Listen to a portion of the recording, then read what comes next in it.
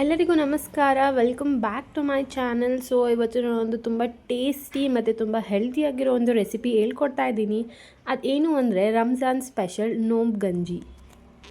ಇದು ಮಾಡ್ಕೊಳೋದು ತುಂಬ ಈಸಿ ಆ್ಯಂಡ್ ಇದು ತುಂಬ ಹೆಲ್ತಿ ರೆಸಿಪಿ. ನೀವು ಮನೇಲಿ ಟ್ರೈ ಮಾಡಬೇಕು, ಯಾಕಂದರೆ ಹೆಲ್ತ್ಗೆ, ಬೋನ್ಸ್ಗೆ ಮತ್ತು ನಮ್ಮ ಬಾಡಿಗೆ ತುಂಬ ಒಳ್ಳೆ ರೆಸಿಪಿ. ಸೊ ಬನ್ನಿ ಏನೇನು ಇಂಗ್ರೀಡಿಯೆಂಟ್ಸ್ ಬೇಕು ಅಂತ ನೋಡ್ಕೊಂಬರೋಣ.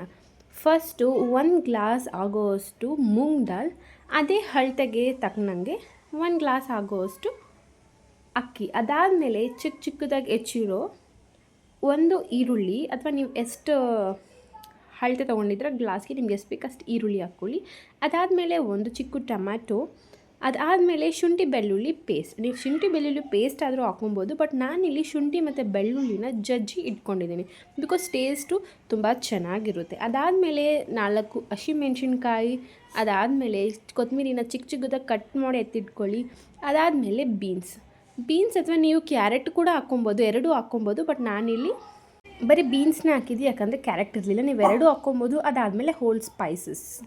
ಬನ್ನಿ ಇವಾಗ ಮಾಡುವ ವಿಧಾನ ನೋಡೋಣ. ನಾನು 1 ಗ್ಲಾಸ್ ಅಕ್ಕಿಗೆ ಒಂದಕ್ಕಿಂತ ಸ್ವಲ್ಪ ಕಮ್ಮಿ ಆಗೋವಷ್ಟು ಮೂಂಗ್ ದಾಲ್ ತೊಗೊಂಡಿದ್ದೀನಿ, ಯಾಕಂದರೆ ಅದು 1 ಗ್ಲಾಸ್ ಹಾಕೊಂಡ್ರೆ ಫುಲ್ ಬೇಳೆ ಟೇಸ್ಟ್ ಬಂದುಬಿಡುತ್ತೆ, ಅದಕ್ಕೆ. ಅದಾದಮೇಲೆ ಒಂದು ಬಾಣಲಿಗೆ ಮೂಂಗ್ ದಾಳು ಸಪ್ರೇಟಾಗಿ ಮತ್ತು ರೈಸ್ ಸಪ್ರೇಟಾಗಿ ಹುರ್ಕೊಬೇಕು. ನೋಡ್ತಾ ಇದ್ದೀರಲ್ವ, ಸ್ವಲ್ಪ ಬ್ರೌನ್ ಮತ್ತು ಹಸಿ ವಾಸನೆ ಹೋಗೋಷ್ಟು ಚೆನ್ನಾಗಿ ಹುರ್ಕೊಳ್ಳಿ. ನಾನಿಲ್ಲಿ ಅಕ್ಕಿ ಹುರಿದಿರೋದನ್ನ ತೋರಿಸ್ತಾ ಇಲ್ಲ, ಯಾಕಂದರೆ ತುಂಬ ಜಾಸ್ತಿ ವೀಡಿಯೋ ಕ್ಲಿಪ್ಪಿಂಗ್ ಆಗಿಬಿಡುತ್ತೆ ಅಂತ. ಅದಾದಮೇಲೆ ನೋಡ್ತಾ ಇದ್ದೀರಲ್ಲ, ಅಕ್ಕಿ ಮತ್ತು ಬೇಳೆನ ಈ ರೀತಿ ಹುರ್ಕೊಳ್ಳಿ. ಅದಾದಮೇಲೆ ಬಾಣಲಿಗೆ ತುಪ್ಪ ಅಥವಾ ಎಣ್ಣೆ ಹಾಕ್ಕೊಳ್ಳಿ. ತುಪ್ಪ ಹಾಕಿದ್ರೆ ಟೇಸ್ಟ್ ಚೆನ್ನಾಗಿ ಬರುತ್ತೆ, ಸೊ ನಾನು ತುಪ್ಪ ಹಾಕ್ಕೊಂಡಿದ್ದೀನಿ. ಅದಾದಮೇಲೆ ಎಲ್ಲ ಹೋಲ್ ಸ್ಪೈಸಸ್ ಹಾಕ್ಕೊಳ್ಳಿ. ಚಕ್ಕೆ, ಲವಂಗ, ಜೀರಿಗೆ ಮತ್ತು ಏಲಕ್ಕಿ ಎಲ್ಲ ಹಾಕ್ಕೊಂಡು ಚೆನ್ನಾಗಿ ಹುರ್ಕೊಳ್ಳಿ. ಅದಾದಮೇಲೆ ನೀವು ಜಜ್ಜಿರುವಂಥ ಶುಂಠಿ ಬೆಳ್ಳುಳ್ಳಿ ಪೇಸ್ಟ್ ಅಥವಾ ಜಜ್ಜಿರುವಂಥ ಶುಂಠಿ ಬೆಳ್ಳುಳ್ಳಿ ಹಾಕೋದಕ್ಕೂ ತುಂಬ ಟೇಸ್ಟ್ ಚೆನ್ನಾಗಿರುತ್ತೆ. ನಾನಿಲ್ಲಿ ಜಜ್ಜಿರುವಂತಹ ಶುಂಠಿ ಬೆಳ್ಳುಳ್ಳಿ ಪೇಸ್ಟ್ ಹಾಕಿದ್ದೀನಿ, ಯಾಕಂದರೆ ಅದು ಜಾರಿಗೆ ಹಾಕಿ ಮಿಕ್ಸಿ ಮಾಡಿದರೆ ಅದರ ಬೆಳ್ಳುಳ್ಳಿ ಬಾಯಿಗೆ ಸಿಗಲ್ಲ. ಸೊ ಅದಕ್ಕೆ ನಾನು ಚಿಕ್ಕದಾಗಿ ಕಟ್ ಮಾಡಿ ಅದನ್ನು ಜಜ್ಜಿ ಅದನ್ನು ಹಾಕಿ ಫ್ರೈ ಮಾಡ್ಕೊಂಡಿದ್ದೀನಿ. ಅದಾದಮೇಲೆ ಚಿಕ್ಕದಾಗಿ ಕಟ್ ಮಾಡಿರುವಂಥ ಹಸಿ ಮೆಣಸಿನ್ಕಾಯಿ ಹಾಕ್ಕೊಳ್ಳಿ. ಅದನ್ನು ಹಾಕ್ಕೊಂಬಿಟ್ಟು ಒಂದು 5 ನಿಮಿಷ ಫ್ರೈ ಮಾಡಿ. ನೋಡ್ತಾ ಇದ್ದೀರಲ್ಲ, ಬೆಳ್ಳುಳ್ಳಿ ಮತ್ತು ಶುಂಠಿದು ಕಲರ್ ಚೇಂಜ್ ಆಗಬೇಕು, ಅಷ್ಟರ ತನಕ ನೀವು ಮೆಣಸಿನ್ಕಾಯಿ ಹಾಕಬಾರ್ದು. ನೋಡ್ತಾ ಇದ್ದೀರಲ್ವ ಎಷ್ಟು ಚೆನ್ನಾಗಿ ಕಾಣಿಸ್ತಾ ಇದೆ ಅಂತ. ಅದಾದಮೇಲೆ ಒಂದು ದೊಡ್ಡದಾಗಿ ಹೆಚ್ಚಿರುವಂಥ ಈರುಳ್ಳಿ ಹಾಕ್ಕೊಳ್ಳಿ. ಈರುಳ್ಳಿ ಕೂಡ ಬ್ರೌನಾಗಿ ಫ್ರೈ ಆಗಬೇಕು, ಅಷ್ಟು ತನಕ ಫ್ರೈ ಮಾಡ್ಕೊಳ್ಳಿ. ಹಾಗಂತ ನೀವು ಅದನ್ನು ಫುಲ್ ಬ್ರೌನ್ ಮಾಡೋಕ್ಕೆ ಹೋಗಬೇಡಿ, ಲೈಟ್ ಬ್ರೌನ್ ಆಗಲಿ.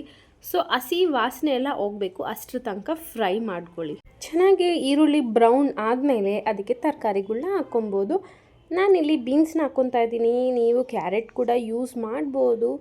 ಸೊ ಬೀನ್ಸ್ನ ಚೆನ್ನಾಗಿ ಫ್ರೈ ಮಾಡಿ ಅದರ ಹಸಿ ವಾಸನೆ ಎಲ್ಲ ಹೋಗಿ ಈರುಳ್ಳಿ ಜೊತೆ ಚೆನ್ನಾಗಿ ಕಂಬೈನ್ ಆಗಿರಬೇಕು.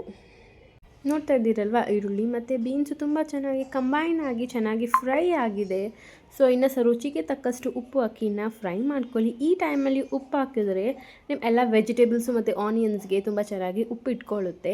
ಅದಾದಮೇಲೆ ಒಂದು ಚಿಕ್ಕ ಟೊಮೊಟೊ ಕಟ್ ಮಾಡಿ ಇಟ್ಕೊಂಡಿರ್ತೀರಲ್ವ, ಅದು ಹಾಕ್ಕೊಂಡು ಚೆನ್ನಾಗಿ ಫ್ರೈ ಮಾಡ್ಕೊಳ್ಳಿ.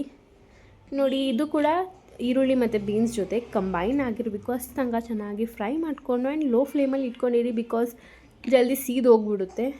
ಸೊ ಅದಾದಮೇಲೆ ಅದಕ್ಕೆ ಫ್ರೈ ಆದಮೇಲೆ ಗರಂ ಮಸಾಲ ಹಾಕ್ಕೊಳ್ಳಿ. ತುಂಬ ಮಸಾಲಾಸ್ ನಾನು ಹಾಕ್ತಾಯಿಲ್ಲ, ಯಾಕಂದರೆ ನನಗೆ ಮೈಲ್ಡ್ ಆಗಿರೋದು ಇಷ್ಟ. ಸೊ ನಿಮಗೂ ಅಷ್ಟೇ, ಹೆಂಗೆ ಇಷ್ಟ ನಿಮಗೆ, ತುಂಬ ಮಸಾಲೆ ಇರಬೇಕು ಅಂದರೆ ಮಸಾಲೆ ತುಂಬ ಜಾಸ್ತಿ ಹಾಕ್ಕೊಳ್ಳಿ. ಗರಂ ಮಸಾಲ, ಧನಿಯಾ ಪೌಡ್ರು, ಎಲ್ಲ ಥರದ ಮಸಾಲ ಹಾಕ್ಕೊಳ್ಳಿ. ಸೊ ನಾನಿಲ್ಲಿ ಸ್ವಲ್ಪ ಗರಂ ಮಸಾಲ ಮತ್ತು ಅರಿಶಿನ ಪುಡಿ ಹಾಕ್ತಾಯಿದ್ದೀನಿ. ಅದಾದಮೇಲೆ 1 ಸ್ಪೂನ್ ಆಗೋಷ್ಟು ಖಾರ ಪುಡಿ ಹಾಕ್ತಾಯಿದ್ದೀನಿ. ಚೆನ್ನಾಗಿ ಹಾಕ್ಕೊಂಡು ಫ್ರೈ ಮಾಡ್ಕೊಳ್ಳಿ.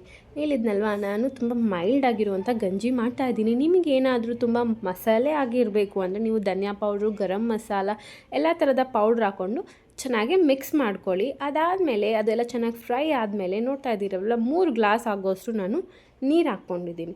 ಅದು ಒಂದು ಕುದಿ ಬಂದಮೇಲೆ ಅದಕ್ಕೆ ನಾವು ಫ್ರೈ ಮಾಡಿಟ್ಟಿರುವಂತಹ ಅಕ್ಕಿ ಮತ್ತು ಬೇಳೆನ ಹಾಕ್ಕೊಳ್ಳಿ. ನೀವು ಅಕ್ಕಿ ಮತ್ತು ಬೇಳೆನ ಮಿಕ್ಸಿ ಕೂಡ ಹಾಕ್ಕೊಬೋದು, ಬಟ್ ನಾನು ಹಾಕ್ಕೊಂಡಿಲ್ಲ, ಯಾಕಂದರೆ ನಾನು ತೊಗೊಂಡಿರೋದು ನುಚ್ಚಕ್ಕಿ. ಸೊ ಬಾಯಿಗೆ ಸಿಕ್ಕರೆ ಚೆನ್ನಾಗಿರುತ್ತೆ. ಸೊ ಅದು ಒಂದು ಕುದಿ ಬಂದಾದಮೇಲೆ ಪ್ಲೇಟ್ನ ಮುಚ್ಚಿ ಈ ಥರ ಬಿಡಿ. ಅದಾದಮೇಲೆ ಓಪನ್ ಮಾಡಿ ಒಂದು 5 ನಿಮಿಷ ಆದಮೇಲೆ ಅದಕ್ಕೆ ಕೊತ್ತಂಬರಿ ಉದುರಿಸಿ ಮತ್ತು ಲೋ ಫ್ಲೇಮಲ್ಲಿಟ್ಟು ಪ್ಲೇಟ್ನ ಮುಚ್ಚಿ ಇಟ್ಟಿರಿ. ನೋಡ್ತಾ ಇದ್ದೀರಲ್ವ, ಈ ಥರ ಕುದಿ ಬರಬೇಕು. ಅದಾದಮೇಲೆ ಇಲ್ಲಿ ನೋಡಿ ಈ ಥರ ಒಂದು ಕನ್ಸಿಸ್ಟೆನ್ಸಿ ಬಂದರೆ ಗಂಜಿ ರೆಡಿ ಆಗಿದೆ ಅಂತ ಅರ್ಥ. ಇದನ್ನು ನೀವು ಸ್ಮ್ಯಾಶ್ ಕೂಡ ಮಾಡ್ಕೊಬೋದು, ಬಟ್ ನಾನು ಹೀಗೆ ಬಿಟ್ಟಿದ್ದೀನಿ. ತುಂಬ ಟೇಸ್ಟಿಯಾಗಿತ್ತು. ನೀವು ಕೂಡ ನಿಮ್ಮ ಮನೇಲಿ ಟ್ರೈ ಮಾಡಿ.